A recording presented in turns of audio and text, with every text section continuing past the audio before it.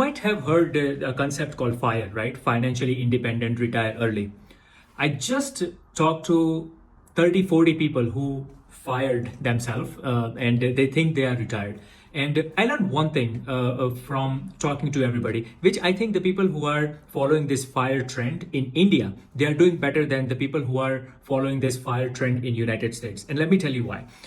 In United States, whenever if you talk about FIRE, they say whatever is your monthly expense, multiply that by 12, and so that will be your yearly expense, and multiply that by 25.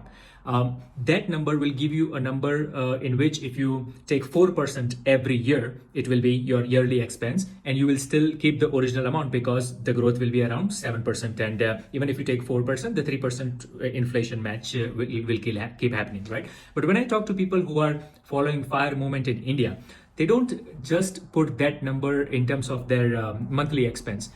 They add wedding for their kids. They add any large expense that could happen in their future. And it could be a possible large expense or a hypothetical one. I mean, of course, you can keep adding and make the number better and better, but for real financial freedom or peace in your mind, multiply your yearly expense by 25 is not enough. It's not enough in a long run, especially if you are in your 30s and 40s and you are thinking to retire. So think about any major expense which can come in the future or which you want to save money to contribute to that expense.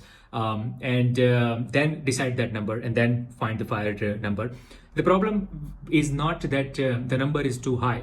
The problem majority of people face is they don't know that number, and they were working in a job which they don't like, even though they met that number. So if you understand that number and if you add that surprise expenses, and if you retire, I think it will put you in a really good spot where you really don't have to worry about any major expenses.